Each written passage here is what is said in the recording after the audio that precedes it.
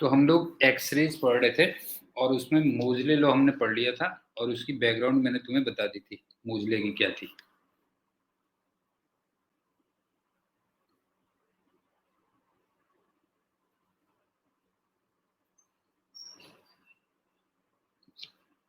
ये था ना root F proportional to Z minus B, इसको हम कर रहे थे और इसमें हम ग्राफ भी ड्रॉ कर चुके हैं। ठीक, अब यहीं से फिर कुछ फॉर्मूले और निकल जाते हैं बेटा, जैसे 1/λ, वही वाला फॉर्मूला इक्वल टू, तुम्हें याद होगा ना, F/c भी होता था, क्यों?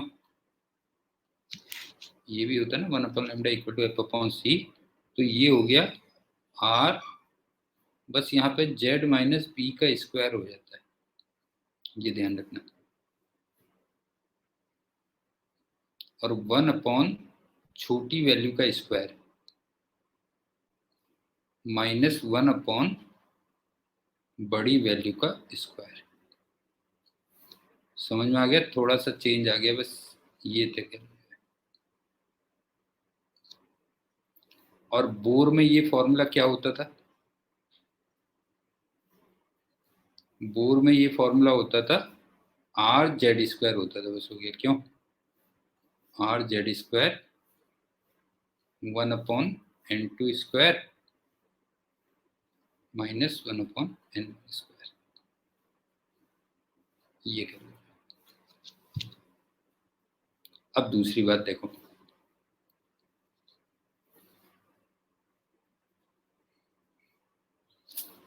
अब जो कंटिन्यूस एक्सरेज होंगी ना, कैरेक्टरिस्टिक, सॉरी, कैरेक्टरिस्टिक,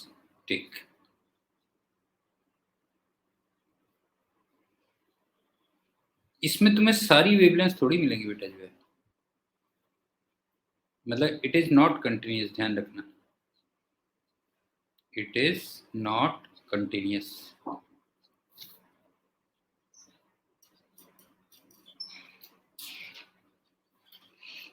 हाँ सुनील, आ जा रख दे पानी।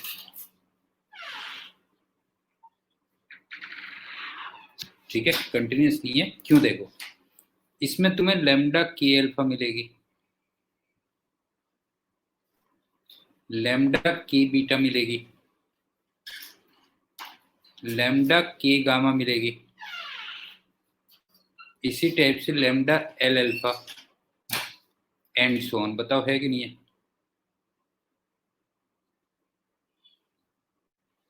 सारी वेवलेंथ थोड़ी मिल रही है पीयूष, एक बार बता, तुम्हें सारी वेवलेंथ थोड़ी मिल रही है बेटा, जो है कुछ वेवलेंथ मिल रही है ना, नहीं है? और ये वाली जो वेवलेंथ है, दीज वेवलेंथ्स,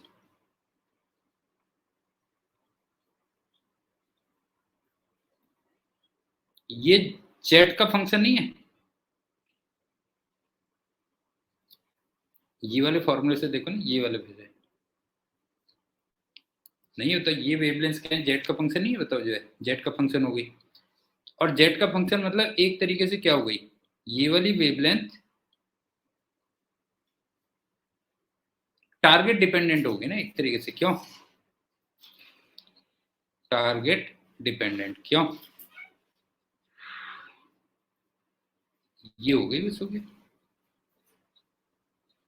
पता लगा Z = 20 के लिए लेमडा की अल्फा डिफरेंट होगा, और Z = 40 के लिए लेमडा की अल्फा डिफरेंट होगा। समझ में आया कि नहीं आया? सो हम लेमडा के alpha for Z = 40 is not equal to lambda k alpha for Z = 50। तो मेरे ख्याल से समझ में आ गया होगा, इसीलिए इसका नाम कैरेक्टरिस्टिक पड़ा हुआ ना, नहीं है? इसीलिए इसका नाम क्या पड़ा हुआ है? कैरेक्टरिस्टिक पड़ा हुआ है, ये कहना है। अब तीसरी बात सुनो, ये टारगेट था और इलेक्ट्रॉन जब यहां टकराए थे,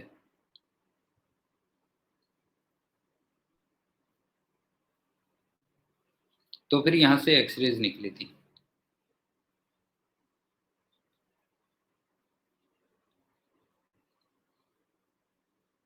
और इस एक्सरेज में कंटिन्यूस मोड से भी आ रही थी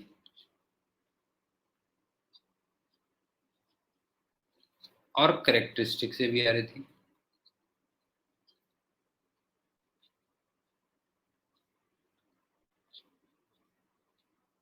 लेकिन ये दोनों की दोनों मिक्स होके नहीं आएंगे, ये बता बेटा जो है,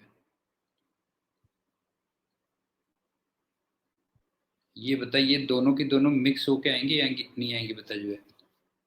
सो हम ऐसा थोड़ी कि कंटिन्यूस अलग आ रही है और करेक्टरिस्टिक अलग अलग आ रही है जो है।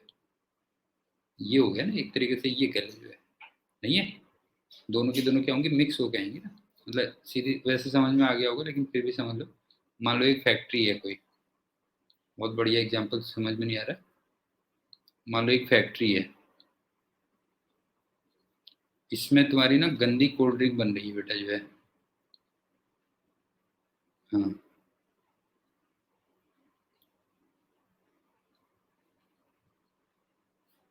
इस चीज से बड़ा खुश होता है तुझे।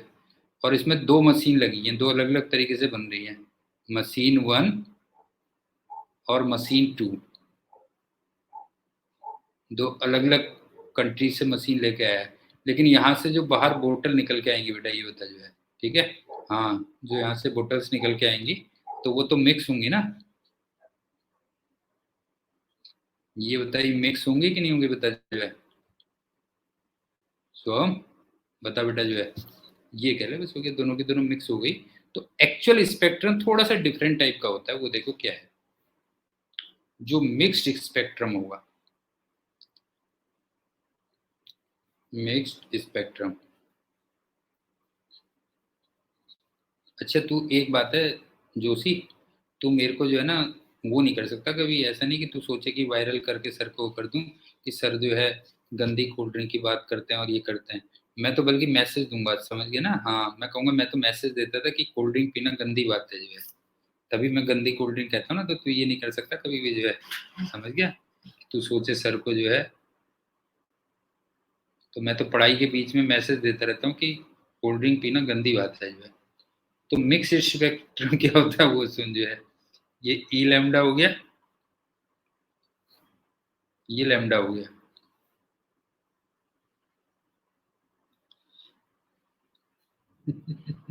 अच्छा हाँ, वो बात भी वो बात भी सही कह रहा है यार तू। इसमें ना ऐसे कुछ पीक्स दिखाई देंगे तुम्हें जो है।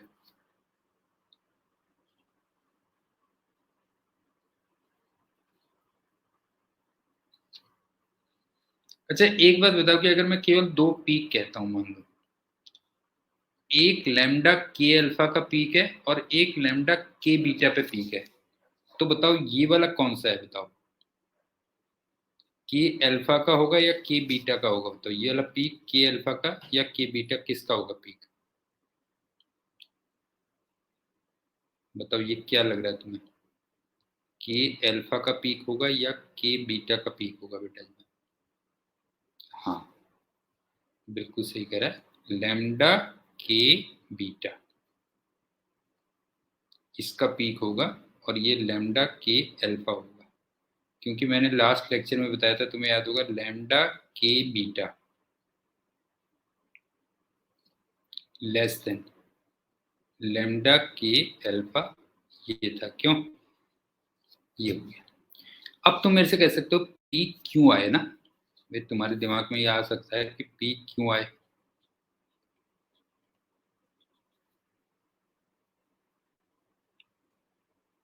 जैसे ध्यान से देखना, लैम्डा मिनिमम मान लो 2 एंगस्ट्रॉम है। अब तुम्हें 2 से बड़ी सारी वेवलेंथ मिल रही है, 2 एंगस्ट्रॉम भी मिल रही है, 3 एंगस्ट्रॉम भी मिल रही है, 4 एंगस्ट्रॉम भी मिल रही है, 5 एंगस्ट्रॉम भी मिल रही है, 6 एंगस्ट्रॉम भी मिल रही है, एंड सो ऑन। उसमें से भी अब देखो, पता लगा ये वाली वेवलेंथ लैम्डा की अल्फा है, मान लो, लेट।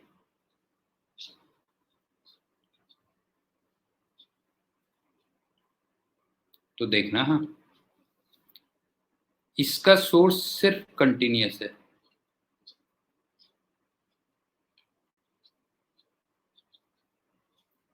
इसका सोर्स सिर्फ कंटिन्यूअस है, लेकिन ये दो तरीके से प्रोड्यूस हो जाएंगे यहाँ पे, कंटिन्यूअस से भी और करेक्टरिस्टिक से भी।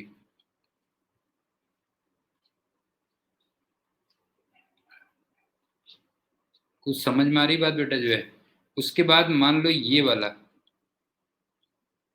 ये मान लो लैम्डा एल अल्फा है, मान लो सपोज करो ये लैम्डा एल अल्फा है। अब अगेन इसका सोर्स सिर्फ कंटिन्यूअस से आ रहा है, मतलब कंटिन्यूअस से आ रही है, और इसमें दोनों से फिर प्रोड्यूस हो रही है, कुछ तो कंटिन्यूअस से आ रही है,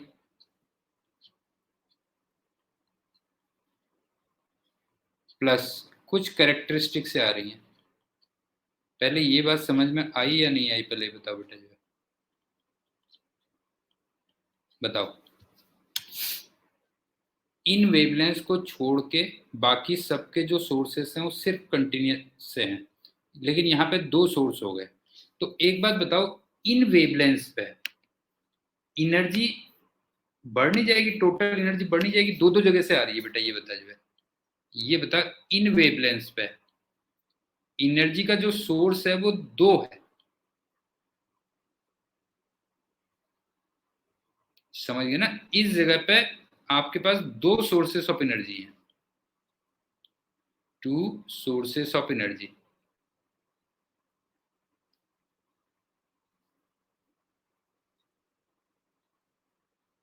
तो इसका मतलब ई लैम्डा सडनली बढ़ नहीं जाएगा बेटा, ये बताओ जो है, एकदम से बढ़ नहीं जाएगा वहां पे अगर दो दो सोर्सेस हो जाए तुम्हारे पास। उज्जवल, पीयूष, बता बेटा ये समझ में आया कि नहीं आया, कि उन पर्टिकुलर वेवलेंथ पे आपके पास एनर्जी के दो दो सोर्स हो गए, क्यों दो दो सोर्स हो गए, तो ऑब्वियस सी बात है उन जगह पे क्या हो जाएगी, वेवलेंथ क्या हो जाएगी, बढ़ जाएगी। ठीक है, अब एग्जांपल्स कर लेते हैं, थ्योरी हो गई है तुम्हारी, हाँ, एक्स रेज की थ्योरी हो गई है कंप्लीट।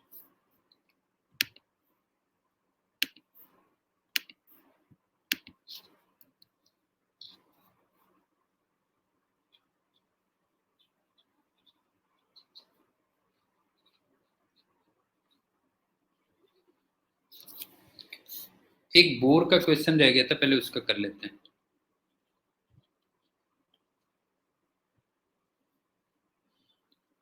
तुम्हें जो आंसर देना है वो इन टर्म्स ऑफ आर देना है एक्चुअल में, इन टर्म्स ऑफ आर, और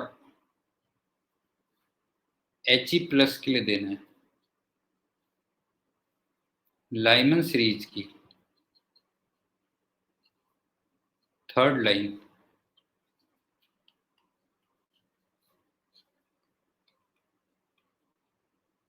इसकी वेवलेंथ बतानी है तुम्हें।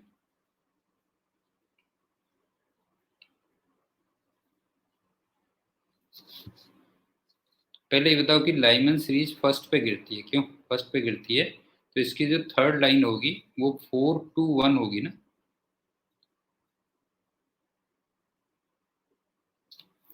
क्यों, लाइमन सीरीज की जो तीसरी लाइन होगी वो क्या होगी, 4 2 1 ट्रांजिशन होगी, ये हो गया। और एच ई प्लस के लिए जेड को हम 2 रखेंगे, इसका मतलब 1/λ कितना हो गया, 1/λ हो गया आर जेड स्क्वायर, 1 छोटी वैल्यू का स्क्वायर -1 बड़ी वैल्यू का स्क्वायर, ये हो गया। और जेड स्क्वायर का मतलब हो गया 4, क्यों, तो ये कितना आ गया देखो, 4r, 1 -1/16, तो 15/16, क्यों 4/15, तो लैम्डा इक्वल टू मेरे ख्याल से आ गया 4/15r। देखना जरा यही आंसर आएगा, ये आ गया, बस हो गया। समझ में आ गया ना, आर के टर्म्स में अगर निकालना है तो कैसा होगा जो है। अब यहाँ पे चलते हैं,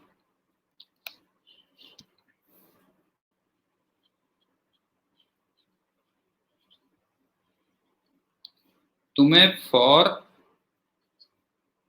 z इक्वल टू 51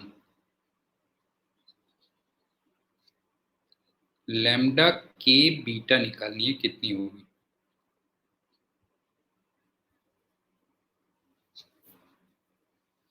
उससे पहले मेरे को ये बताओ कि लैम्डा के बीटा का ट्रांजिशन कौन सा होगा, बताओ बताओ लैम्डा के बीटा ट्रांजिशन कौन सा होगा?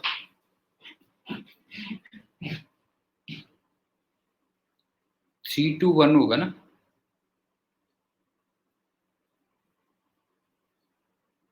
बताओ। ये क्यों? ये 1 है, ये 3 है, तो यही तो के बीटा होगा।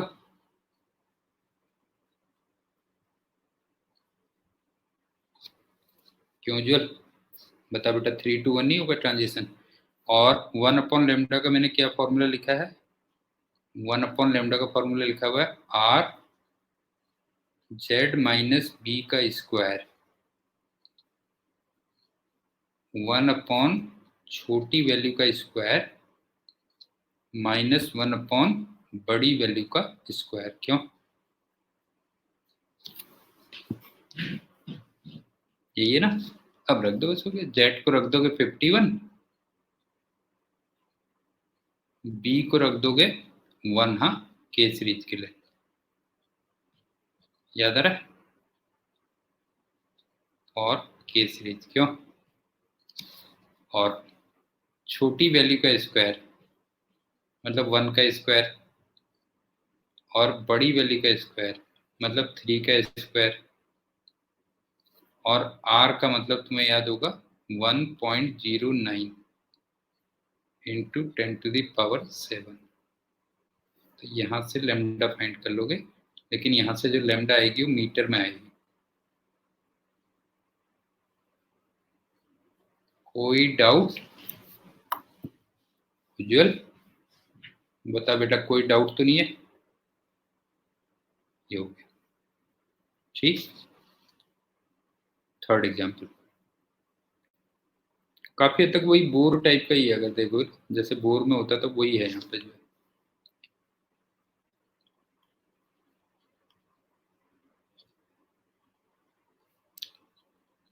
लैम्डा के अल्फा तुम्हें मान लो 10 एंगस्ट्रॉम दिया हुआ है,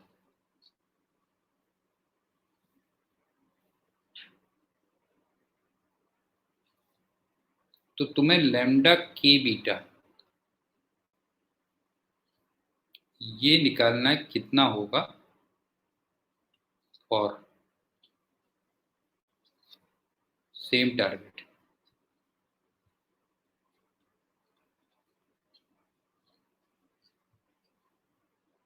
लेकिन उससे पहले बताओ, लैम्डा के बीटा लैम्डा के अल्फा से छोटा होगा या बड़ा होगा? बताओ, लैम्डा के बीटा लैम्डा के अल्फा से छोटा आएगा या बड़ा आएगा? बताओ। लैम्डा के बीटा छोटा आएगा। क्यों? ये ध्यान रखना, लैम्डा के बीटा की जो वैल्यू है, आंसर जो तुम्हारा आएगा वो लेस देन 10 एंगस्ट्रॉम आएगा फाइनल आंसर, ये चेक कर लेना। अब आप ये बताओ मेरे को कि इन दोनों में केवल N1 और N2 चेंज हो रहे हैं ना, बस हो गया। मतलब ट्रांजिशन स्टेट चेंज हो रही है। क्लियर है कि नहीं, बताओ। ओनली ट्रांजिशन स्टेट्स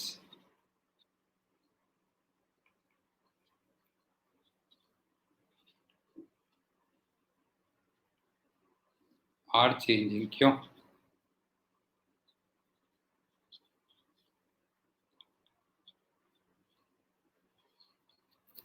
नहीं है, बाकी तो सेम एटम दे रखा है, सेम टारगेट दिया हुआ, तो जेड वगैरह सब कुछ सेम है ना। तुम्हें जो अगर देखोगे तो सारी चीजें सेम है, तो इसको ऐसे लिख लो, बस हो गया कि 1 अपॉन लैम्डा के alpha equal to R into Z minus B square. ये तो कॉमन ही आएगा, चलो कोई बात नहीं। अब के अल्फा का क्या होगा बताओ, के अल्फा 2 to 1 होता है, तो 1/1 का स्क्वायर माइनस 1/2 का स्क्वायर। कोई डाउट? शिवम बता बेटा जो है।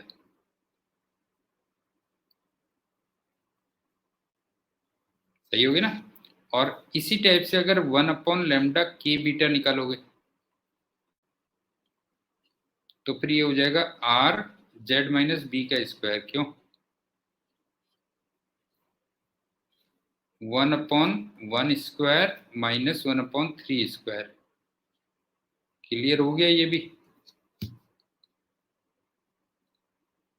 क्लियर हो गया। अब दोनों को डिवाइड कर दो,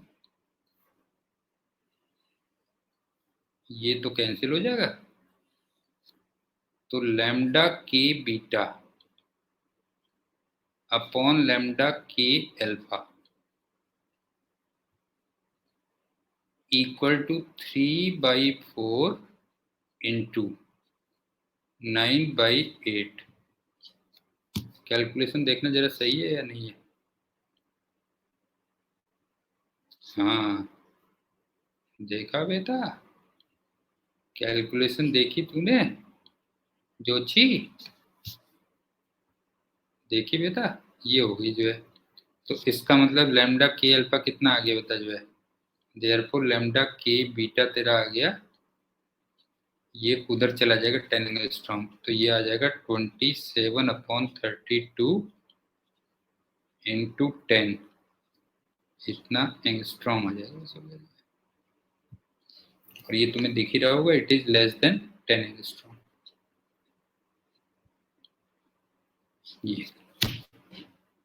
ये भी समझ में आ गया। ठीक, अब दूसरा सुनो।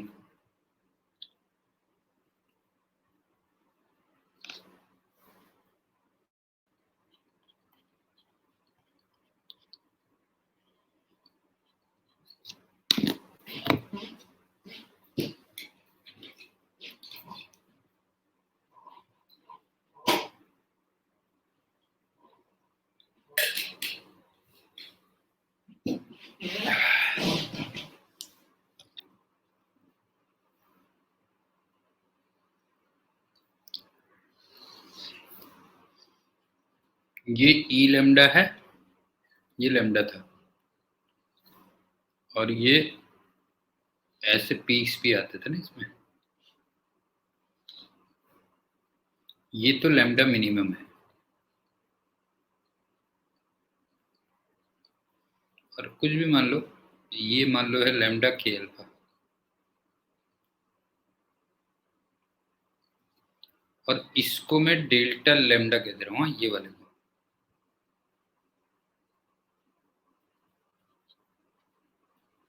अब होता क्या है देखो, इसमें क्वेश्चन कुछ ऐसा होता है ना कि अगर v को इंक्रीज करते हो आप, इफ v इज इंक्रीज्ड, तो क्या होगा सुनो। लैम्डा के अल्फा ये तो अनचेंज रहेगा ना, बताओ।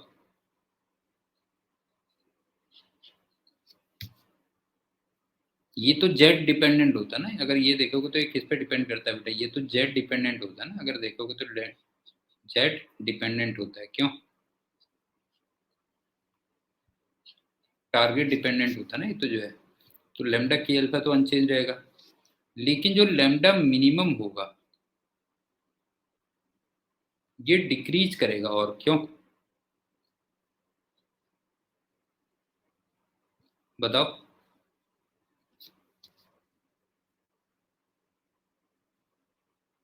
बताओ समझ में आया कि नहीं आया बताओ जो है, ये डिक्रीज करेगा। ठीक, तो इसका मतलब जो गैप है,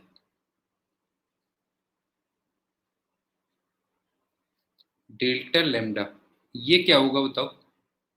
डिक्रीज करेगा या इंक्रीज करेगा बताओ? बताओ गैप क्या होगा? इंक्रीज करेगा, विल इंक्रीज। ये भी समझ में आ गया। इस टाइप का क्वेश्चन आता है कह लो जी। कि अगर V को तुम बढ़ाते हो, अप्लाइड पोटेंशियल डिफरेंस को बढ़ाते हो, तो किस में क्या क्या चेंज आएंगे। कैरेक्टरिस्टिक वाले तो चेंज नहीं होंगे, लेकिन जो कट ऑफ वेवलेंथ है जिसको हम लैम्डा मिनिमम कह रहे थे वो और थोड़ा कम हो जाएगी। क्यों? ये इधर को चली जाएगी ना बेटा, जो है ये इधर को चली जाएगी। क्यों? तो इसका मतलब गैप क्या हो जाएगा, गैप बढ़ जाएगा। ये एक और एग्जांपल,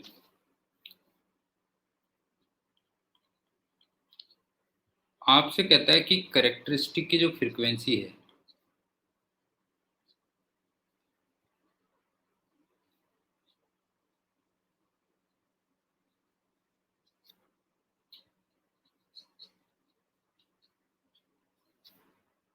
एफ, वो कुछ ऐसे दिया हुआ है अल्फा जेड माइनस बीटा, इसका होल स्क्वायर दिया हुआ है। और इसमें अल्फा एंड बीटा कुछ कांस्टेंट्स हैं।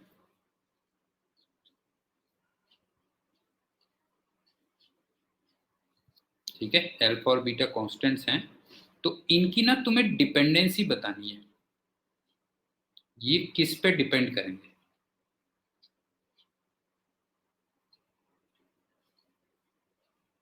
क्वेश्चन समझ में आ गया क्या कह रहा हूँ बेटा? कि एफ तुम्हें कुछ इस टाइप से दे रखा है, अल्फा जेड माइनस बीटा का स्क्वायर, अल्फा और बीटा कांस्टेंट्स हैं, तो उनकी तुम्हें डिपेंडेंसी बतानी कि किस पे डिपेंड करेंगे। तो एक बात बताओ, हमारे पास फॉर्मूला ये होता है ना, 1/λ, और ये तुम्हें याद होगा F/c भी होता था, equal to R Z minus B का स्क्वायर। क्यों? 1/n2 स्क्वायर, छोटी वैल्यू का स्क्वायर, माइनस 1/n1 स्क्वायर। कोई डाउट?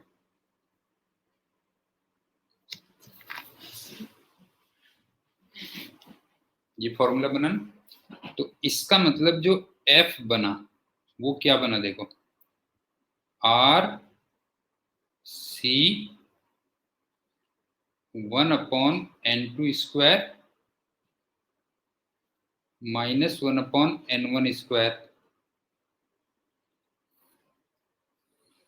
जेड माइनस बी का स्क्वायर। क्यों?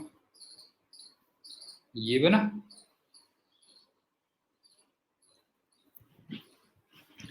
अब तुम जो एक्सप्रेशन मैंने देखा है उससे कंपेयर करो बेटा, देखो ये अल्फा जेड माइनस बीटा का स्क्वायर, ये इससे कंपेयर करो, तुम इससे कंपेयर करोगे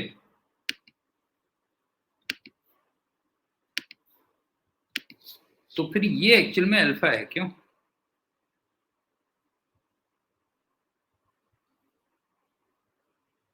ये बताओ, ये अल्फा है और ये बीटा है। क्यों? समझ में आ रहा है? बताओ। और बीटा तुम देख रहे होगे बी है एक्चुअल में, मतलब बीटा इक्वल टू बी, और ये सीरीज डिपेंडेंट होता है। क्यों? इसकी डिपेंडेंसी किस में बताओ, सीरीज डिपेंडेंट।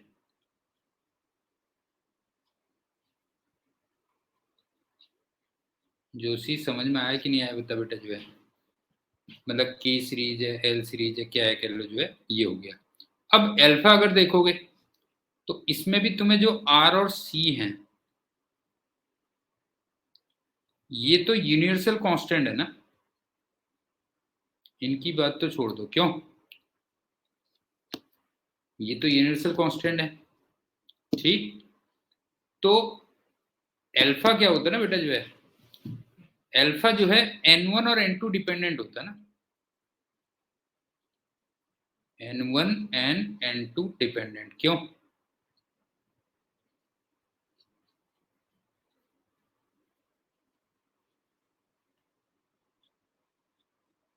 ये हो गया, बस हो गया। क्यों? इसका मतलब ट्रांजिशन पर डिपेंड कर रहे हैं ना, ये विदाउट ट्रांजिशन डिपेंडेंट है कि नहीं है?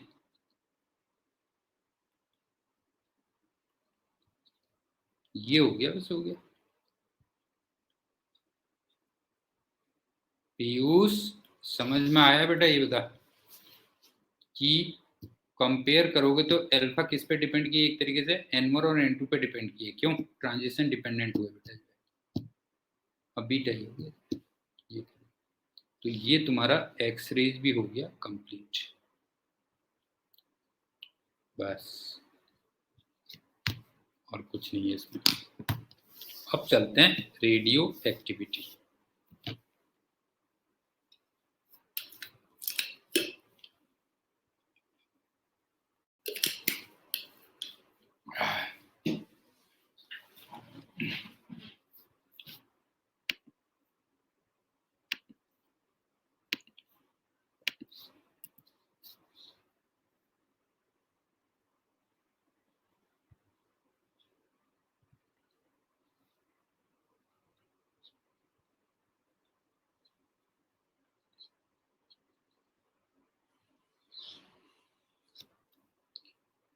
एक्चुअल में रेडियो एक्टिविटी को हम ना दो पार्ट्स में पढ़ेंगे।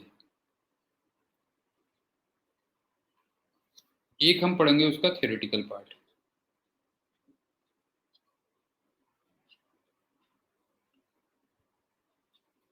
और एक हम पढ़ेंगे उसका न्यूमेरिकल पार्ट।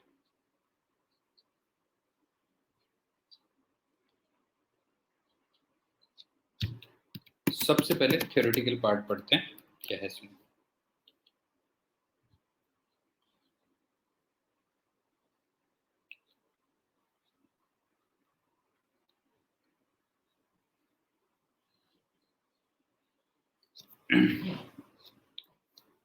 पहली बात, अगर मैं कहीं पे कैपिटल N लिखूं तो इसको तुम समझ लेना नंबर ऑफ न्यूट्रॉन्स। हाँ,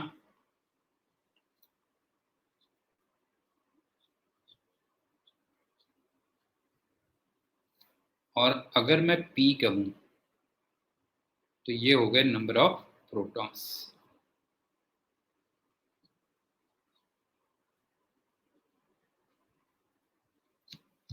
एक तो ये हो गया, ठीक। दूसरी बात,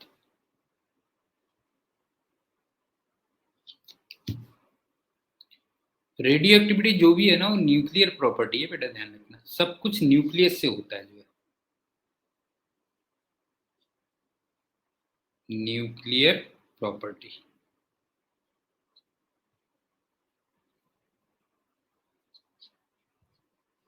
मतलब जो कुछ भी होगा फ्रॉम द न्यूक्लियस होगा।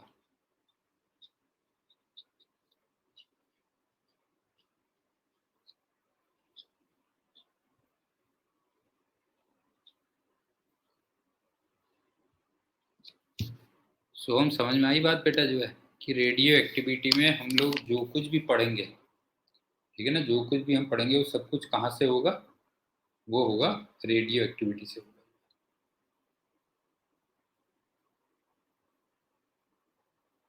मतलब सॉरी, न्यूक्लियस से होगा बेटा। अब चलते हैं दूसरी बात, थोड़ी देर में रुक जाओ। हाँ बेटा भी,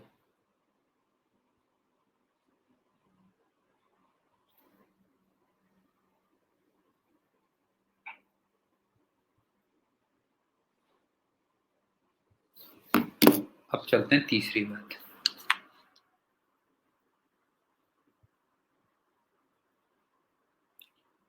एक्चुअल में क्या होता है ना कि किसी भी न्यूक्लियर प्रोसेस में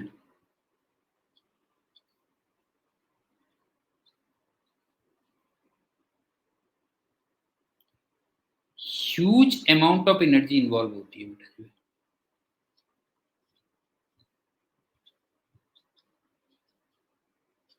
ह्यूज अमाउंट ऑफ एनर्जी ये इन्वॉल्व होती है।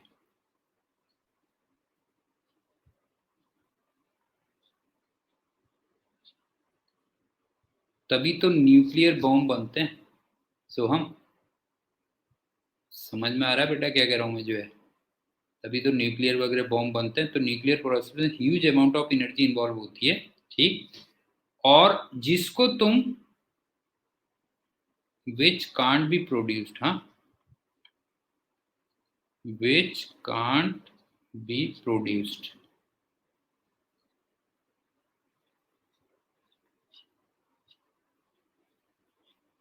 इन लैब कह लो, मतलब लैब में उतना अमाउंट ऑफ एनर्जी तुम नहीं कर सकते जो है।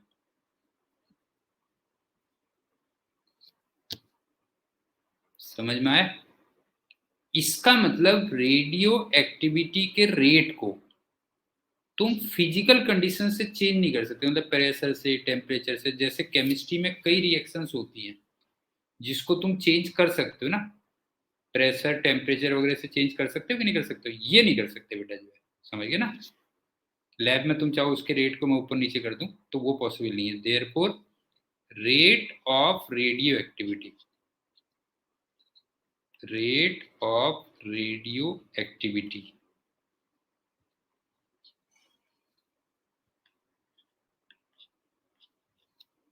can't be changed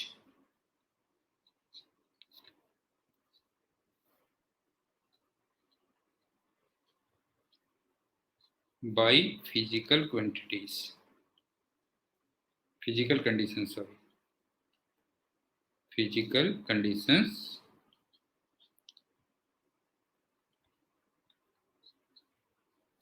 like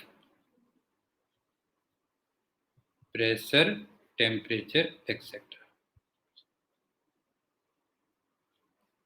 तो समझ में आ गया होगा, रेडियो एक्टिविटी एक न्यूक्लियर प्रोसेस है।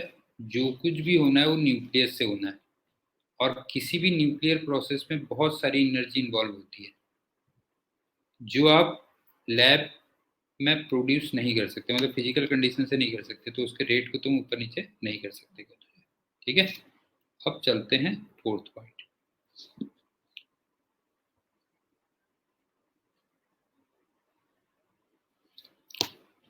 किसी भी न्यूक्लियस की ना जो स्टेबिलिटी होती है बेटा जो है, न्यूक्लियस की stability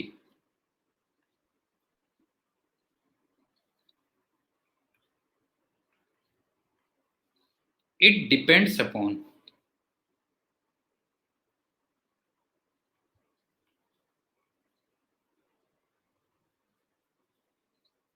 n upon p ratio actually.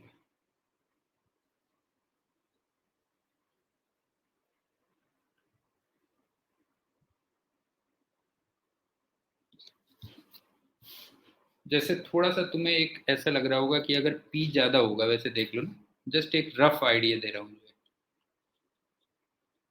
Rough idea दे रहा हूँ कि अगर p ज्यादा होगा, मतलब प्रोटॉन्स ज्यादा हैं, तो ये रेशियो छोटा होगा।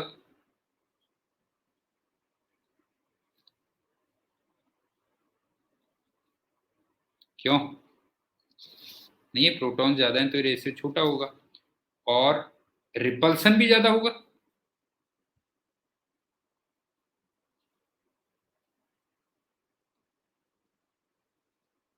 रिपल्सन ज्यादा होगा कि नहीं होगा बताओ जो है। ठीक, इसका मतलब वो लेस स्टेबल होंगे। कुछ एक रफ आइडिया बताओ, लग रहा है कि नहीं लग रहा है? उज्जवल बता बेटा जो है, कि अगर मान ले प्रोटॉन्स ज्यादा हैं तो फिर ये रेशियो कम आएगा, और प्रोटॉन्स ज्यादा हैं तो उनमें रिपल्सन ज्यादा होगा। फिर न्यूक्लियस की बात चलिए सब कुछ जो है, ठीक है।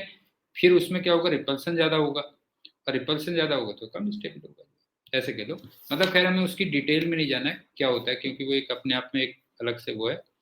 जो स्टेबिलिटी ऑफ न्यूक्लियस होती है वो n upon P ratio dependent होती है, समझ गए ना? n अपॉन पी रेशियो पे डिपेंड करती है। अब चलते हैं फिर पॉइंट।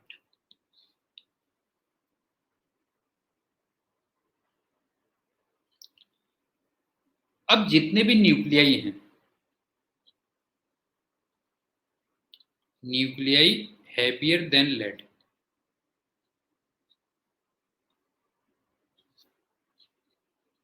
देन लेड,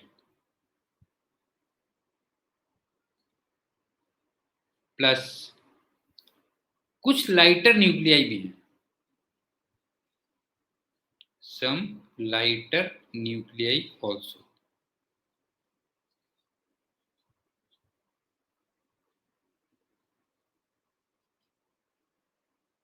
जैसे फॉर एग्जाम्पल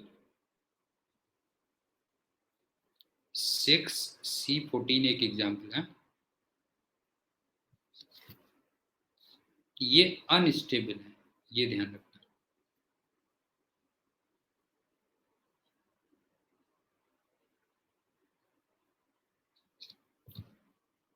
और अनस्टेबल क्यों है? बिकॉज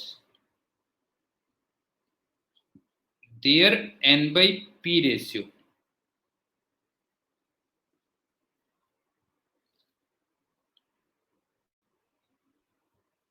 इसमें कुछ गड़बड़ है, गड़बड़ है।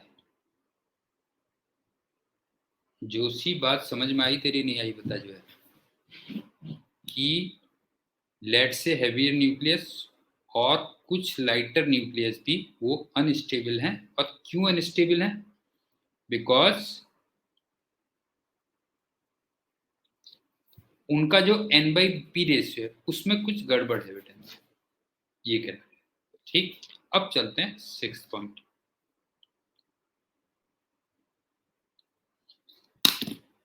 अब अपने N/P रेशियो को करेक्ट करने के लिए या फिर ज्यादा स्टेबल होने के लिए वो अल्फा और बीटा पार्टिकल्स एमिट करते हैं और गामा इलेक्ट्रोमैग्नेटिक वेव्स क्या करते हैं? वो रेडिएट करते हैं। समझ में आया कि नहीं आया कि N/P रेशियो को करेक्ट करने के लिए या फिर ज्यादा स्टेबल होने के लिए वो अल्फा और बीटा पार्टिकल्स एमिट करेंगे और साथ में गामा रेडिएशन भी करेंगे। बस हो जाता है, ये समझ लेना। टू करेक्ट, मॉडिफाई कुछ भी कह लो, करेक्ट या मॉडिफाई,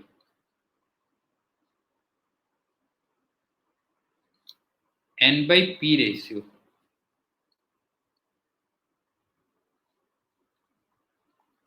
और टू बिकम more stable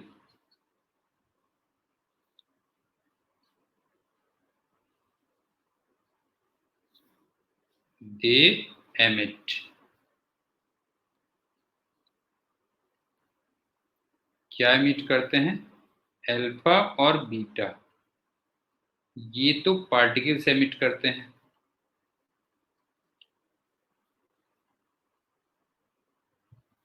और गामा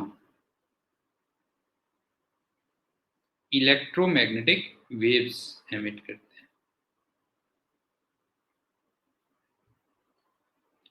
समझ में आ गया?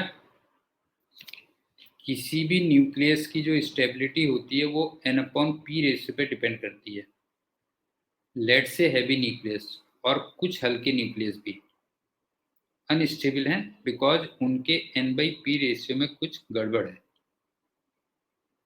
अब वो N/P रेशियो को मॉडिफाई करने के लिए या ज़्यादा स्टेबल होने के लिए अल्फा और बीटा पार्टिकल्स एमिट करते हैं और साथ में गामा रेडिएशन एमिट करते हैं, ये खेल। ठीक, अब चलते हैं 7 पॉइंट।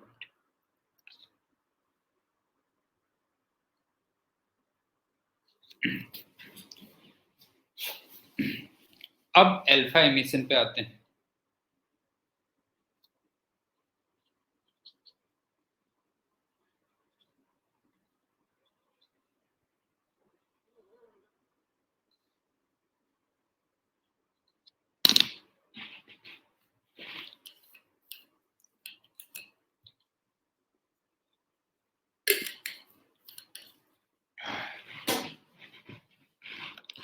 पहली बात,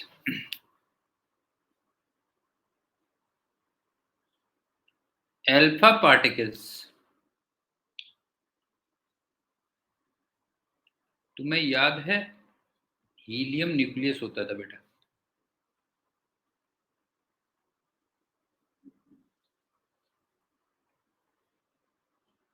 याद है ना? और हीलियम के न्यूक्लियस में दो तो होंगे प्रोटॉन और दो होंगे न्यूट्रॉन। क्यों?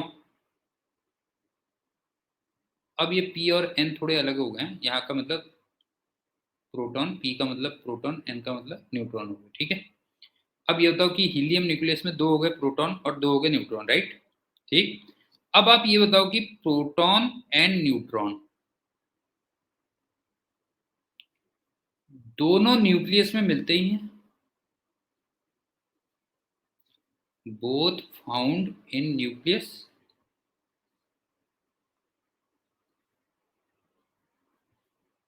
फिर क्या प्रॉब्लम है? No problem.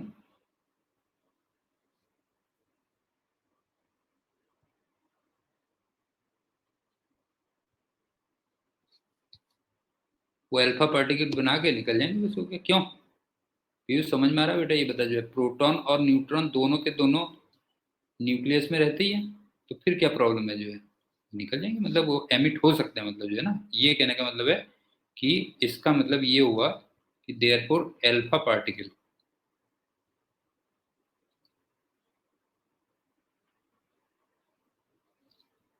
Can be emitted, can be emitted from nucleus.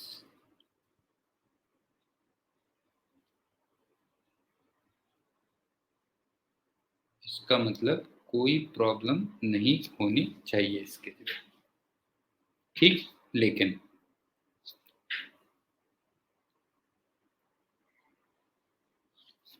ये बताओ कि अगर अल्फा पार्टिकल निकलेगा तो दो प्रोटॉन कम हो जाएंगे, तो एटॉमिक नंबर दो कम हो जाएगा ना,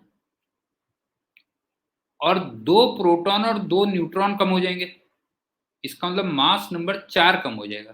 क्यों सोहम बता?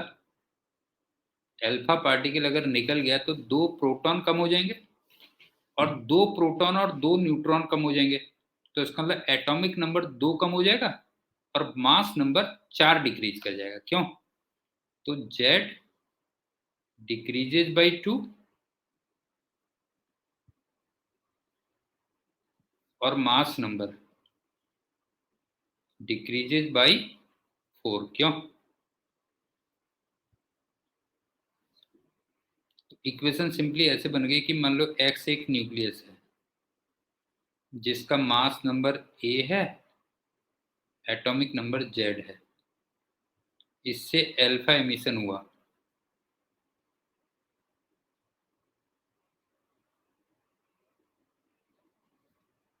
तो एक दूसरा न्यूक्लियस बन गया वाई, और इसका मास नंबर तो हो गया A-4 और एटॉमिक नंबर हो गया Z-2। ये हो गया। बताओ कोई भी डाउट है इसमें?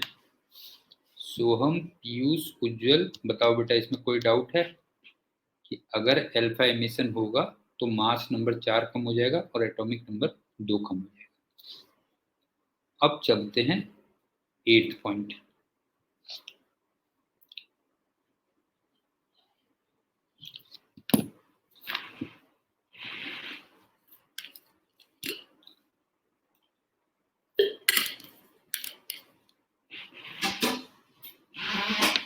Beta emission.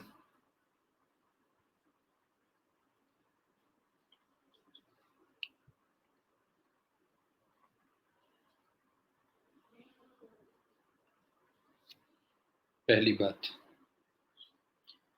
बीटा में भी ना दो टाइप के एमिशन होते हैं, बीटा माइनस एमिशन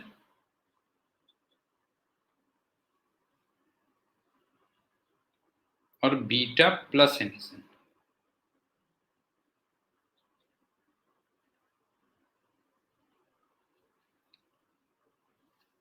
और 99% केसेस में बीटा माइनस एमिशन ही होता है, और वही पूछा भी जाता है बेटा। जो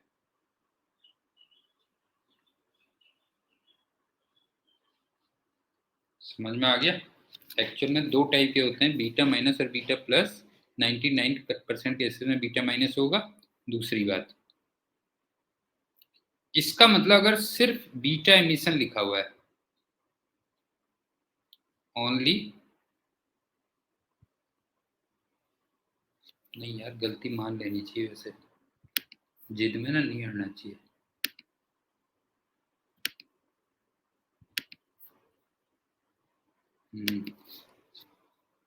अरे उज्जवल, ऐसा हुआ ना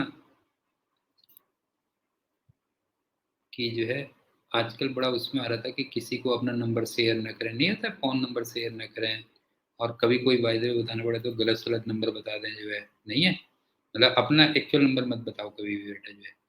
तो मैं फंस गया, मैं क्या हुआ, अपना फ़ोन रिचार्ज करने गया ना जो है, ठीक है, उसको दिए 1000 रुपये का रिचार्ज कर दे। हाँ, तो फिर कहने लगा फ़ोन नंबर बताओ आप जो है, तो मैंने ऐसे ही उल्टा सुल्टा नंबर बता दिया बेटा उसको जो है, समझ गए ना। तू ऐसी गलती मत करना जो है। तो ओनली बीटा एमिशन की अगर बात करूं,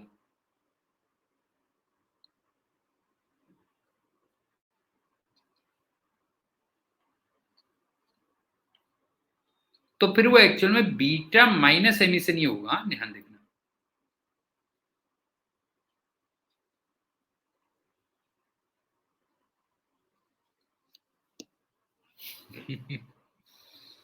समझ में आया। तो अगर कहीं पे केवल बीटा एमिशन कहता है तो वो बीटा माइनस एमिशन होता है, ध्यान रखना बेटा जो है, बीटा माइनस एमिशन होता है। तीसरी बात,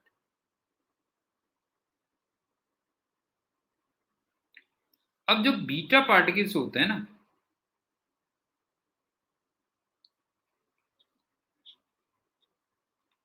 वो फास्ट मूविंग इलेक्ट्रॉन्स होते हैं बेटा जो है, फास्ट मूविंग इलेक्ट्रॉन्स होते हैं।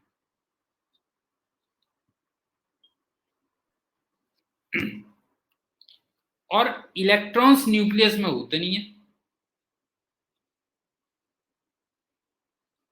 Not found in nucleus.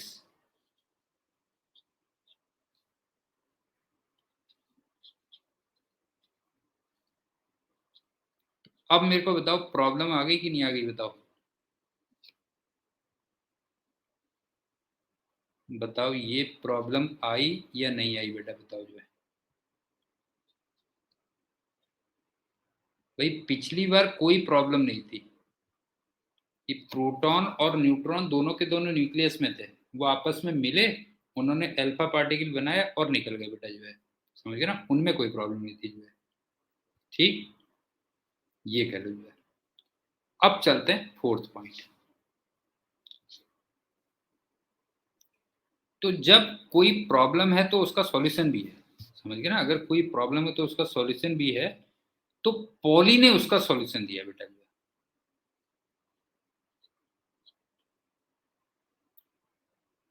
Poly ने जो है इसका सॉल्यूशन दिया, और उसने बस एक सिर्फ एक इक्वेशन दे दी बस, हो गया, और कुछ नहीं है। कि उसने कहा कि during beta emission, during beta या बीटा माइनस एमिशन, कुछ भी कह लो, हाँ,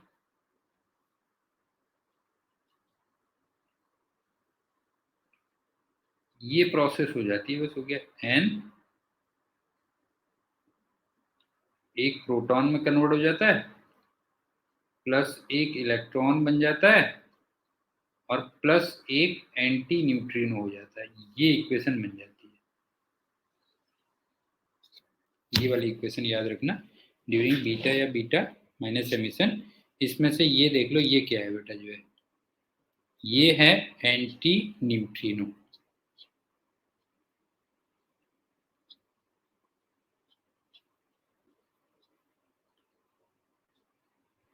अब तुम कहोगे ये क्या चीज होती है ना, दिमाग में आता है ना तुम्हारे को जो है, क्यों तुम्हारे दिमाग में आता है कि जो है ये क्या चीज होती है जो है, हाँ, तो बस ये समझ लो कि ये एंटी पार्टिकल ऑफ न्यूट्रिनो होगा,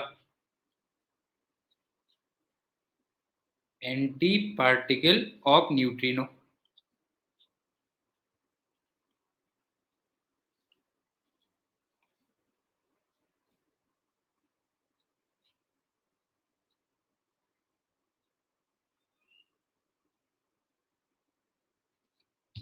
एंटी पार्टिकल में तो वही होगा, जैसे इलेक्ट्रॉन और पॉजिट्रॉन होते हैं, तुम जानते हो ना, इलेक्ट्रॉन और पॉजिट्रॉन नहीं होते एक दूसरे के एंटी पार्टिकल होते हैं बेटा जो है, ठीक है। बस इससे ज्यादा तुम्हें कुछ नहीं जानना, केवल बस इतना जानना है कि anti neutrino, anti particle of neutrino होता है। और एक चीज और, कि ये इक्वेशन में एनर्जी और मोमेंटम को कंजर्व करने के लिए एमिट होता है, बस हो गया। ये जो एमिट होता है,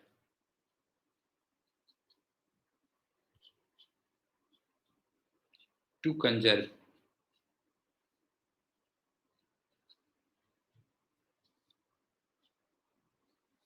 एनर्जी एंड मोमेंटम।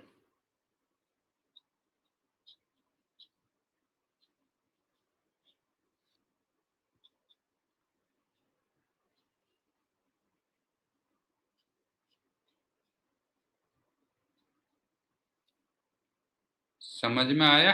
बस इससे ज्यादा मत तुम कुछ करना। अबे उल्लू, न्यूट्री नेगेट खाया तूने? नहीं खाया? बता जो है, मार्केट से न्यूट्री नेगेट ले गया, किसी ग्रोसरी शॉप में जा, ग्रोसरी शॉप में जा और उससे कहना न्यूट्री नेगेट दे दो जो है ना, न्यूट्री नेगेट दे दो। उससे पूछना है न्यूट्रिनो क्या होता है, वो तेरे को जो है सही बताएगा कि न्यूट्रिनो क्या होता है बेटा जी। अब मैंने बोल दिया ना कि अगर उससे ज्यादा की रिक्वायरमेंट होती तो मैं बता ही देता तेरे को जो है क्या करना तेरे को जो है। हैं? हाँ। अच्छा, इसी पे तेरे को जो है एक बात बताता हूँ जो है ना, एक्चुअल में क्या होता है, कई बार देखो, एक ह्यूमन नेचर है, मतलब इसमें कुछ तुम वो नहीं कर सकते बेटा, इसको तुम ह्यूमन नेचर को जो है ना कभी भी डिनाई नहीं कर सकते। जैसे सामने शीशा पड़ेगा, तू एक बात बता पीयूष, सामने अगर कोई मिरर हो तो तू उसमें जरूर देखेगा। बता, देखेगा कि नहीं देखेगा? बता जो है, ह्यूमन नेचर है ना, उसमें कभी जो है वो नहीं करना चाहिए जो है।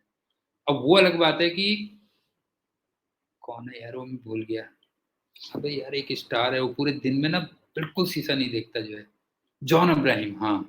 जॉन अब्राहिम जो है वो बिल्कुल शीशा नहीं देखता जो है, समझ गए ना, बहुत ही रेयर देखता है बेटा जो है। बट ये ह्यूमन नेचर है जो है, समझ गए ना, ह्यूमन नेचर है कि वो शीशा अगर सामने पड़ेगा तो देखेगा जो है। तो उसको वो और नहीं लेना चाहिए, अगर कोई चीज ह्यूमन नेचर है तो उसको वो नहीं लेना चाहिए। ऐसे क्या होता है ना, कई बार जैसे थोड़ा बहुत अगर तुम्हारा जैसे थोड़ा बहुत नाम वगैरह हो तो तुम क्या करते हो, जब खाली होते हो ना तो गूगल में अपना नाम देख लेते हो कि लोगों को के क्या व्यूज है जो है। ये भी ह्यूमन नेचर है व्यूज, समझ गया ना, ये ह्यूमन नेचर है, इसमें ये मत कहना कि सर ऐसे काम करते हैं जो है। तो मैं भी क्या होता है ना, कभी कभी खाली टाइम पे ऐसे देख लेता हूँ कि भाई लोग किताबों के बारे में क्या व्यूज दे रहे हैं, क्या दे रहे हैं जो है, तो कभी कभी खाली टाइम पे देख लेता हूँ जो है। तो ये जो बात करा ना, एक ने ऐसी टीचिंग पे दिया था मेरे जो है, ठीक है। अब कुछ तो देखो ना लॉजिक, मैं देखता हूँ, मतलब वो एंटी वाला था उसका मैं वो दे रहा हूँ, रिप्लाई दे रहा हूँ, हाँ, मेरे एंटी जो है। तो मेरे को कई बार ये लगता है कि जो है आदमी लॉजिक नहीं लगाता जो है। तो वो क्या कह रहा अरे यार सर तो जो है ना बस केवल कोर्स का पढ़ाते हैं, बस हो गया जो है, ठीक है, सिर्फ कोर्स का पढ़ाते हैं। और किसी को अगर क्यूरियोसिटी है तो वो फिर उसको वो करते हैं जो है, समझ गए ना, डीमोटिवेट करते हैं, मतलब एनकरेज नहीं करते जो है। हाँ, समझ समझ गया ना बेटा, कोर्स तो वो तो सही बात है ना, वो गलत थोड़ी बात है भाई, टू द पॉइंट अगर कोई पढ़ा रहा है तो वो सही बात है या गलत बात है? मैं कौन सा कह रहा हूँ कि मैं तुम्हें रिसर्च करा रहा हूँ? मैंने कभी कहा तुमसे ये बताओ जो है, मैंने कभी तुमसे कहा कि जो है मैं तुम्हें रिसर्च करवा रहा हूँ यहाँ पे फिजिक्स में? मैंने कभी नहीं कहा जो है ना। एक ये आर्ग्यूमेंट दिया था उसने जो है। दूसरा आर्ग्यूमेंट क्या दे रहा है, कह रहा है कि यार वो जो है ना सर, मतलब जो है, अब ये तो मैं बना के कह रहा हूँ ऐसे, मतलब जो है ऐसे थोड़ी लिखा होगा उसने जो है, लिखने वाले ने जो है नहीं है। तो कह रहा कि क्या कह रहा था वो, हाँ, अरे यार वो तो अपनी किताब बस करवा देते हैं जो है, ठीक है, अपनी किताब करवा देते हैं। अबे तो मैं अपनी किताब नहीं कराऊंगा, मैं दूसरे की किताब कराऊंगा क्या? एक बात बता जो है, मैंने जब किताब लिखी होगी तो भी जो है यही सोच के लिखी होगी ना कि ये टू द पॉइंट है। क्यों? उज्जवल ये बता जो है, भाई ये टू द पॉइंट है, सब कुछ है जो है, तो तभी तो लिखी होगी ना, तो वही तो कराऊंगा मैं अब क्या करूं, इरोडोफ कराऊंगा, दूसरे की किताब पढ़ के करूंगा, मतलब पता लगा किताब तो लिख रहा हूँ अपनी और पढ़ा रहा हूँ दूसरे की किताब जो है। तो ये क्या सेंस है जो है? तो समझ में आया बेटा जो है? तो ये है, चलो खैर, गप, टीचर को गप्पों में मत लगाया कर, तो इसलिए जो है इधर उधर की बातें मत पूछा कर। टीचर होते हैं बहुत गप्पी बेटा जो है, समझ गए ना। टीचर एक बार गप में लग गए तो सब पढ़ाई से डेविएट हो जाते हैं इधर उधर। तो समझ में आ गया कि जो एंटी न्यूट्रिनो है वो, हाँ वो भी ह्यूमन नेचर है, हाँ ये बात भी सही है, वो भी ह्यूमन नेचर है।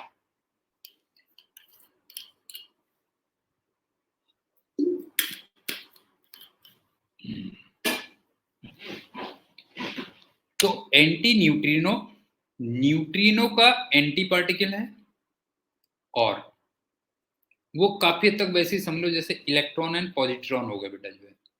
दूसरी बात मैंने तुमसे कहा कि न्यूट्रिनो के बारे में अगर ज्यादा जानना है तो ग्रोसरी शॉप में जाओ और न्यूट्री नेगेट का उससे पैकेट लो, वो तुम्हें बताएगा न्यूट्रिनो क्या चीज होती है जो है, ठीक है। और तीसरा मैंने बताया कि वो मोमेंटम और एनर्जी को कंजर्व करने के लिए एमिट होता है जो है। अब एनीवे, अब तुम इस इक्वेशन में देखो, न्यूट्रॉन प्रोटॉन में कन्वर्ट हो गया है, तो मास नंबर तो सेम रहेगा ना। ये तो मास नंबर सेम रहेगा कि नहीं रहेगा बताओ जो है, मास नंबर सेम रहेगा, ठीक। और एटॉमिक नंबर एक बढ़ जाएगा, बस हो गया। क्यों पीयूष बता, न्यूट्रॉन अगर प्रोटॉन में कन्वर्ट हो जाए तो मास नंबर सेम रहेगा कि नहीं रहेगा बता जो है, मास नंबर सेम रहेगा। और एटॉमिक नंबर क्या हो जाएगा बताओ जो है, एक बढ़ जाएगा। और हमें ये इलेक्ट्रॉन मिल ही गया है, जो मैंने तुमसे कहा था इलेक्ट्रॉन मिलना था, ये मिल गया है। तो इसका मतलब इस केस में मास नंबर तो रहेगा सेम,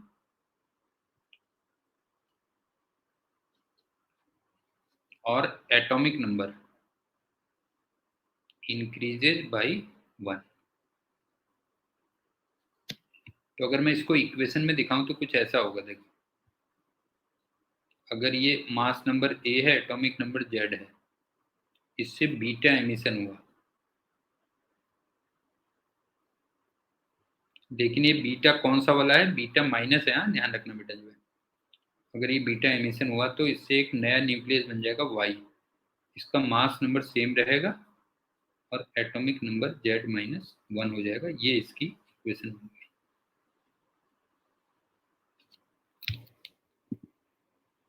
बीटा प्लस की,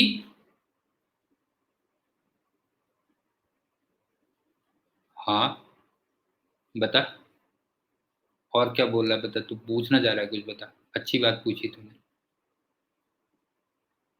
अभी बेटा तू पूछना चाह रहा है, वैसे मैंने तेरे को पहले ही बताया ना टीचर बनने के क्या गुण है बेटा जो है, कि अगर बच्चे ने कोई ऐसी चीज पूछ ली जो तुम्हें मालूम है, ठीक है, तो कहो कि बहुत अच्छा क्वेश्चन पूछा तूने, वाह बेटा वाह, हैं। और जब तुम्हें लगा कि हाँ, जब तुम्हें लगा कि नहीं ये फालतू तुम्हें नहीं आती जो है, ठीक है, तो कहता बेटा फालतू का क्वेश्चन है, ये कुछ आता नहीं है जो है, समझ गया ना, ये एग्जाम में नहीं आता जो है। समझ में आई बात बेटा जो है। तो ये टीचर बनने के गुर भी सिखाता रहता हूँ मैं जो है, तेरे को जो है। अब ये ना बहुत पुरानी बात है, सुन बेटा जो है, सुन ले। ये बात पुरानी है, 20 साल पुरानी, 20 नहीं यार, 15 साल, 15 years बैक। कहानी सुनाने में बहुत मजा आता ना। मेरा एक स्टूडेंट था, नाम मेरे को मालूम नहीं है, अब खैर वो यूएस में आजकल, उसने बीटेक करके फिर एमएस वगैरह किया था यूएस में, उसका नाम मेरे को याद नहीं यार, एनीवे। उसने भी ये पूछा था कि जैसे ना, एक न्यूट्रॉन देखो बेटा जो है, एक प्रोटॉन में कन्वर्ट हो गया और एक इलेक्ट्रॉन में कन्वर्ट हो गया, ये तो चला गया बाहर, ये तो एमिट हो गया। मतलब उसका सिमिलर टाइप का क्वेश्चन था कह लो जो है, ठीक है। अब प्रोटॉन रह गया न्यूक्लियस में,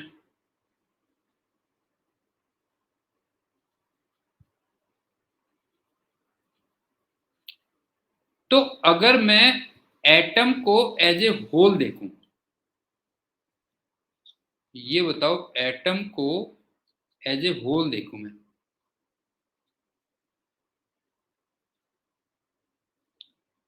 तो ये इलेक्ट्रिकली अनबैलेंस नहीं हो गया, ये बताओ।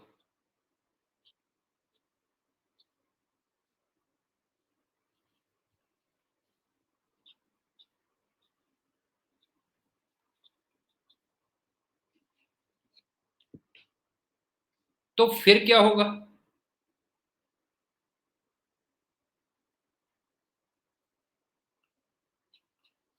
तो मैं कई बार तो पता ये सोचता हूँ कि पुराने जो साइंटिस्ट होते थे ना, कई बार तूने देखा होगा, सोचते थे और बाद में फिर वो प्रैक्टिकली हो जाता था। तो मैंने भी सोचा सोचा यार, मैंने कहा ये तो जो है, तो फिर मुझे ऐसा लगा, है ना, मुझे ऐसा लगा, मैंने कहा यार ऐसा है कि एटमॉस्फेयर में भी क्या होता है ना, कई सारे इलेक्ट्रॉन्स होते हैं पीयूष, इलेक्ट्रॉन्स वगैरह कई होते हैं। तो ये जो इलेक्ट्रिकली अनबैलेंस्ड, ये फ्रॉम एटमॉस्फेयर ले लेता होगा, मैंने ऐसा सोचा बेटा जो है, फ्रॉम एटमॉस्फेयर, क्योंकि मैं केमिस्ट्री का बंदा तो हूँ नहीं, तो एटमॉस्फेयर से ले लेता होगा, है ना।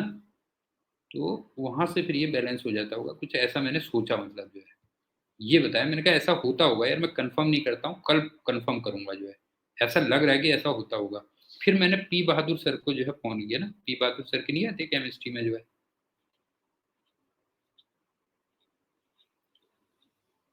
शाम को मैंने पी बहादुर सर को फोन किया। मैंने कहा सर ऐसा बताइए इसका क्या है, मेरे को लग रहा है ऐसा जो है। कहने लगा हाँ ये ऐसे ही होता है। उन्होंने फिर एक रेफरेंस दिया कहीं पे जो है, एक बुक का कोई रेफरेंस दिया कि वहां पे लिखा हुआ है, उस चीज को देखना वहां पे लिखा हुआ है। तो मेरे ख्याल से तेरे को तेरे क्वेश्चन का रिप्लाई मिल गया होगा उज्जवल। रिप्लाई मिल गया तेरे को, नहीं मिला बेटा जो है, कि वो इलेक्ट्रॉन तो एमिट हो गया और केवल प्रोटॉन रह गया, वो बैलेंस अनबैलेंस्ड हो गया बेटा जो है। ये हो गया। अब मैं उसका नाम भूल गया, मेरे को तब से परेशानी हो रही है बच्चे का नाम क्या था जो है ना।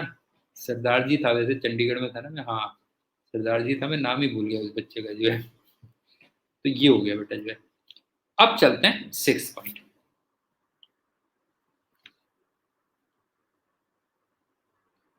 कोई चीज दिमाग में फंस जाए तो नहीं हो जाती, परेशानी हो जाती है बेटा जो है।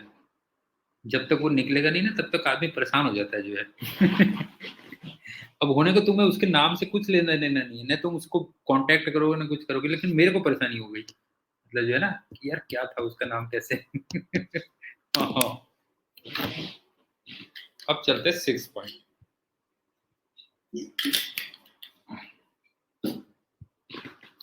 अब बीटा प्लस की मैं इक्वेशन लिख दे रहा हूं, बस हो गया केवल, उससे काम चल जाएगा।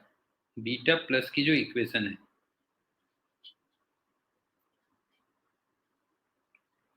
ये लिख दे रहा हूं। वो उसको थोड़ा सा उल्टा कर देना बेटा जो है, ठीक है ना, उल्टा कर देना। मतलब ये हो गया कि जो प्रोटॉन है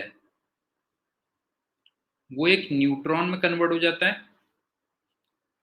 प्लस एक पॉजिट्रॉन बन जाता है, प्लस एक न्यूट्रिनो बन जाता है। बस ये हो गया, ये बीटा प्लस की हो गई। थोड़ा सा लग रहा है तुम्हें सिमिलरिटी लग रही है बेटा कुछ? देखो जरा बीटा माइनस की क्या थी देखो।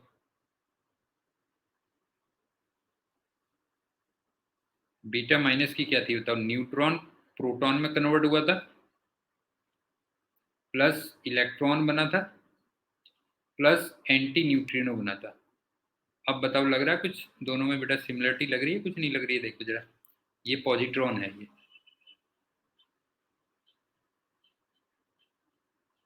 ये पॉजिट्रॉन है, हाँ, ध्यान रखना। ये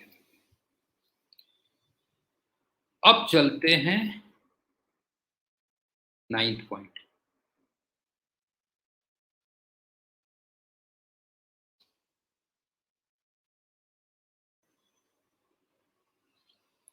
अब गामा एमिशन पे करते हैं।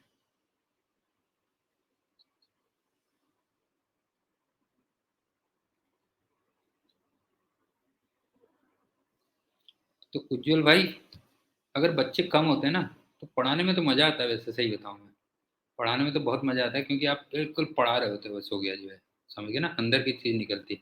लेकिन वैसे मजा नहीं आ रहा होता जो है, समझ गए ना, जब तक गप्पे वप्पे ना हो, हाँ जब तक गप्पे वप्पे ना हो तब तक मजा नहीं आता बेटा जो है। तो अब सबसे पहली बात सुनो।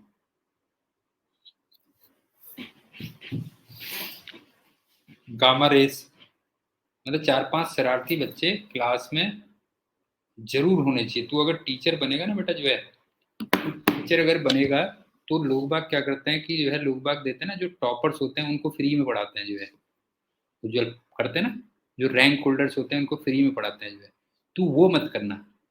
तू जो शरारती बच्चे होंगे ना, समझ गया ना, जो शरारती बच्चे होंगे वो होंगे, तू उनको बेटा फ्री में जो है वो करना, तब तेरे को क्लास में मजा आएगा जो है। सब पढ़ने वाले बच्चे हो गए ना, सारे के सारे अगर पढ़ने वाले बच्चे हो गए तो फिर क्लास में मजा ही नहीं आएगा तेरे को जो है, समझ गया। तो तू उनको जो है वो दिया करना, डिस्काउंट दिया करना। जो जितना शरारती होगा उसको उतना ज्यादा जो है तू वो देना बेटा जो है, उसका टेस्ट लेना। ऐसे नहीं, इंटरव्यू लेना बकायदा। टेस्ट से मजा नहीं आएगा, टेस्ट में पता नहीं चलेगा जो है, तू इंटरव्यू लिया करना उससे जो है ना। और फिर उसकी शरारत के हाँ एंट्रेंस जो है तो इंटरव्यू से पता चलेगा कितना शरारती है जो है। तो अब सबसे पहली बात सुन जो है, गामा रेज हम ऑलरेडी पढ़ ही चुके हैं।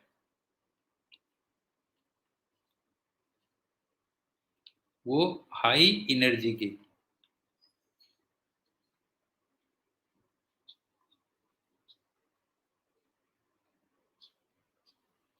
इलेक्ट्रोमैग्नेटिक वेव्स होती है।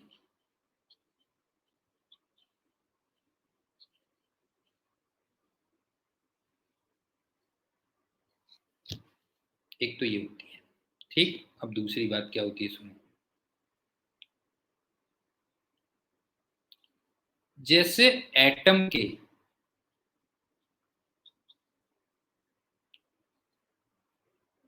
डिफरेंट एनर्जी लेवल्स होते हैं,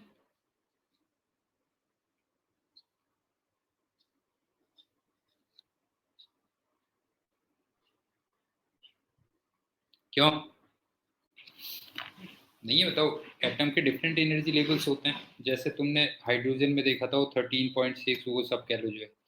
इसी टाइप से क्या होता है कि न्यूक्लियस के भी ना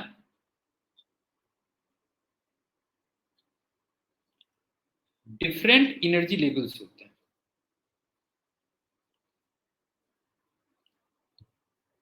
लेकिन एनर्जी गैप उनका बहुत ज्यादा होता है।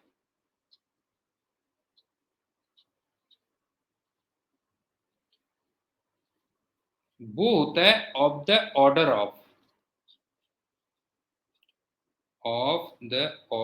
ऑफ मिलियन या मेगा, कुछ भी कह लो, मिलियन इलेक्ट्रॉन वोल्ट, इस रेंज का होता है। पॉइंट क्लियर हुआ? जैसे एटम के डिफरेंट एनर्जी लेवल्स होते हैं, उसी टाइप से न्यूक्लियस के भी डिफरेंट एनर्जी लेवल्स होते हैं। और मैंने तुमसे कहा वो जो एनर्जी गैप होता है वो बहुत ज़्यादा होता है, मिलियन इलेक्ट्रॉन वोल्ट इस रेंज का होता है। ठीक, अब तीसरी बात सुनो।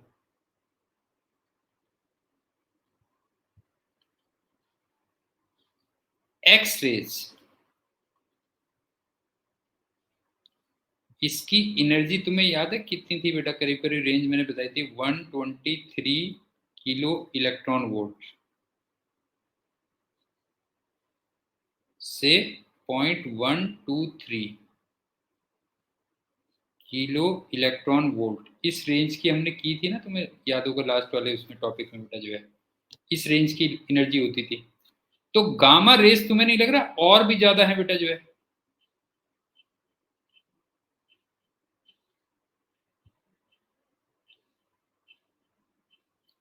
गामा रेंज जो होती है ये मिलियन इलेक्ट्रॉन वोल्ट इस रेंज की होती है। अब समझ में आ रहा होगा क्या कह रहा हूँ बेटा जो है? समझ गए ना? X rays kilo electron volt की है, तो गामा तो और भी ज्यादा होंगे कह लो जो है। ठीक, अब चलते हैं फोर्थ में। अब होता क्या है कि जब अल्फा या बीटा एमिशन होता है,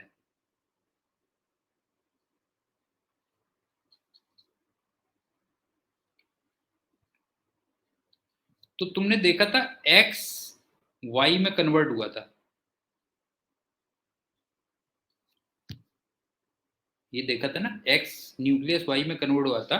तो ये जो वाई न्यूक्लियस है ये पहले एक्साइटेड स्टेट में जाता है बेटा जो है। अब क्यों जाता है ये उसी से पूछना तू। फर्स्ट गोज टू, हाँ, मुझे क्या मालूम उसके बारे में बता जो है। वो जाता है एक्साइटेड स्टेट में।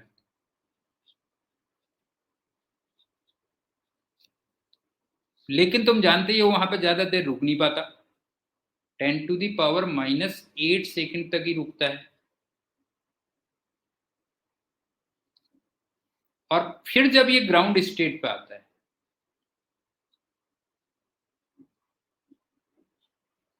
तो फिर गामा रेज रेडिएट होती है।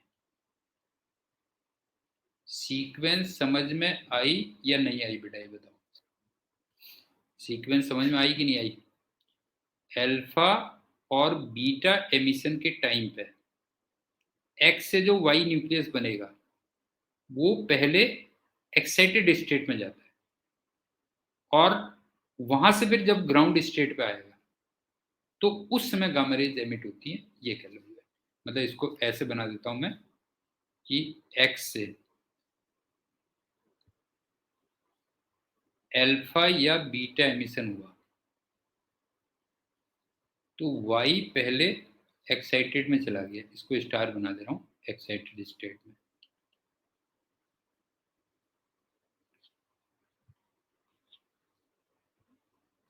लेकिन फिर ये ग्राउंड स्टेट पे आएगा,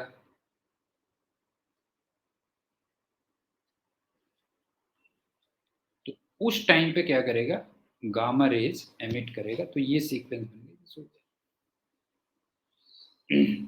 सो हम समझ में आया बेटा इसके सीक्वेंस क्या बनती है जो है ये हो गया। बाकी चलो फिर करते हैं नेक्स्ट टाइम पे। Okay bye and thank you बेटा बाय।